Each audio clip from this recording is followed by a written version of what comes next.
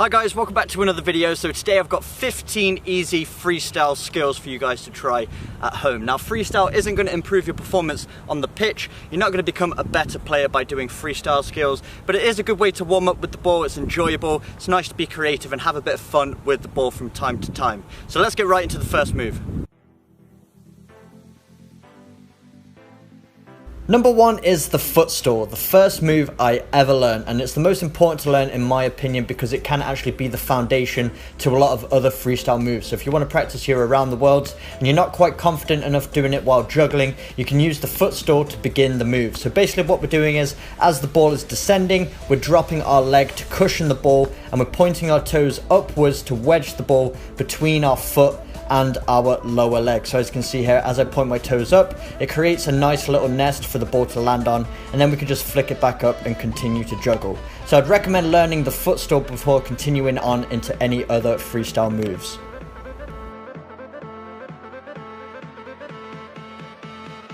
The second move is the around the world, one of the first freestyle moves I ever learned. And what we're doing is making contact with the ball, then moving our foot all the way around it 360 degrees, and then making contact with it in the same spot on the ball. So I would recommend starting this move by using a foot store just so you can get the technique down, learning how to move your foot around that ball. And then when you're comfortable, try juggling it but keeping the ball low, knee height or below.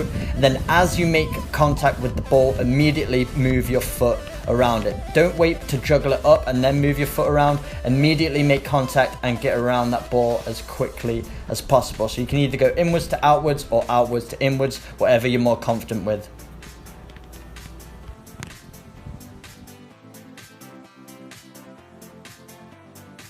Number three is hop the world. Very similar to around the world, but this time as one foot makes contact with the ball, the opposite foot then comes around to complete that around the world movement. So the key with this one is to leave the ground immediately as you make contact with the ball. So you need to make contact, then immediately hop off of the opposite leg to have enough time to get that foot around it. If you leave it too long, you just won't have enough time, you won't be able to complete the move. I would recommend starting this one from a foot store until you get the technique down, then as you grow in confidence, then try it from a juggling situation.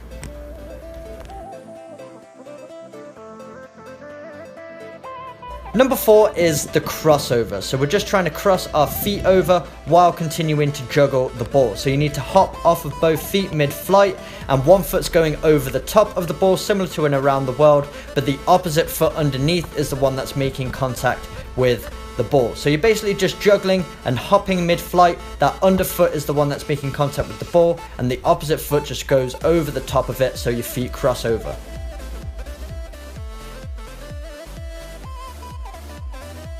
Number five is the half around the world crossover. So you would have need to have mastered the around the world and the crossover to be able to complete this move, but basically you're combining both. So as you can see, one foot starts to make the around the world movement, then as that foot is halfway around the ball, the opposite foot then hops off the ground to make contact with the underside of that ball, and then we're completing a regular crossover. So just adding a little bit of extra flair into the simple crossover. Number six is the toe bounce, and it's exactly how it sounds. We're trying to bounce the ball off of our toe to continue juggling. So as you can see, I'm planting one foot down, I'm raising my toe to provide a surface for the ball to bounce off of, and then as I raise that toe and the ball makes contact, my opposite foot then goes over the top of the ball and I continue the juggle after. So it's really important to flex those toes upwards, that gives it a nice surface, and you got to get it right underneath the ball as it's coming down. Then you just complete the crossover movement with the opposite leg and then continue the juggle.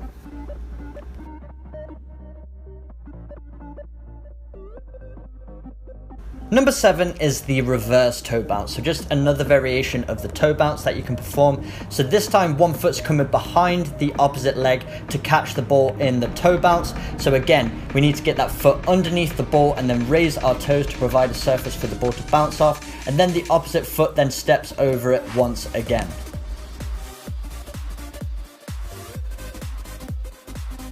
Number 8 is the outside foot bounce, and even though it's such a simple move, I absolutely love the way this one looks. So what we're doing is juggling the ball a little bit higher this time to give the ball some momentum, and then we need to get the outside of our foot underneath the ball to provide the surface area for the ball to bounce off. So we kind of have to invert our knee a little bit. That's the only way we're going to be able to expose the outside of our foot. So not a movement you're going to perform regularly, a little bit awkward, but as you can see here, just kind of inverting my knee. That's just going to allow me to get the outside of the foot underneath the ball, and then the momentum of the ball dropping is what's going to allow it to bounce off, and then you can continue the juggle.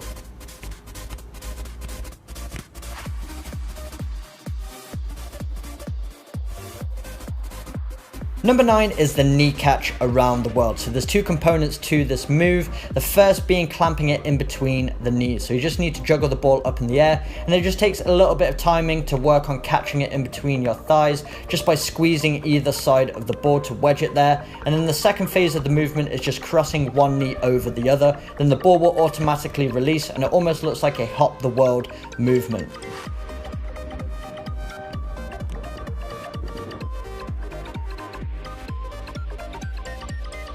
Number 10 is the neck stall, and this is where you catch it on the back of your neck. A very simple technique once you learn how to do it. So you can practice to begin with by just placing it on the back of your neck with your hands, just so you learn how it feels to have it balanced on the back of your neck. And then when you're confident enough, try doing it while juggling. So what we're doing is keeping our eye on the ball at all times, and then as it starts to drop, at the very last second, we bend forwards and then cushion it with the back of our neck, but you really need to leave it till the last second to make sure it cushions and doesn't bounce away.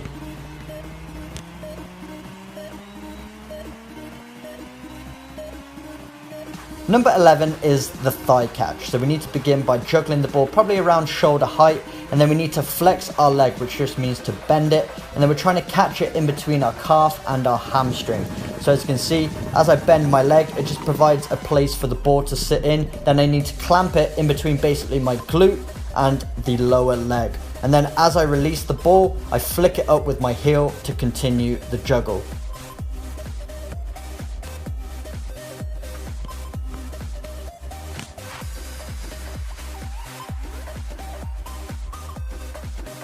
Number 12 is the reverse thigh catch, so just another variation of the thigh catch. On the original thigh catch, we were catching the ball on the same side, so we needed to juggle it up, and then we were just flexing our leg. This time, one leg is going across the other, so we're catching it in between the lower leg of one leg and the upper thigh of the opposite leg. And then as we release the ball, we're just flexing our opposite leg so we can heel the ball up into the air and continue the juggle.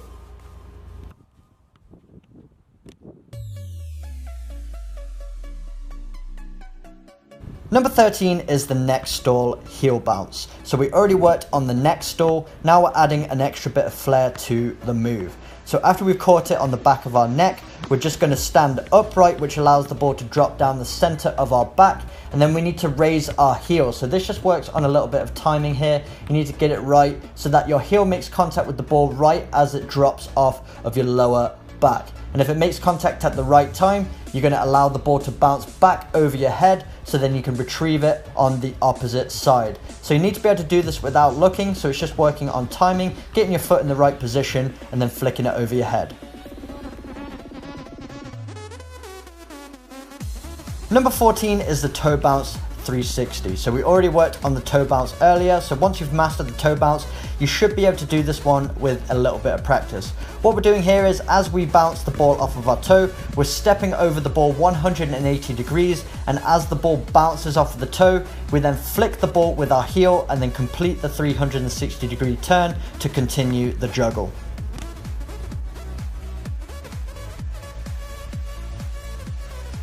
Number 15 is the half around the world heel 360. So just combining a couple of moves we already worked on. So the first part of the move is going halfway around the ball. So as you can see, performing a half around the world movement. Then as my foot's halfway around the ball, I hop off of my opposite leg and land on the foot that was going around the ball. Then as I turn 180 degrees, I'm using my opposite foot to heel the ball into the air. Then as I make contact with that ball, I complete 360.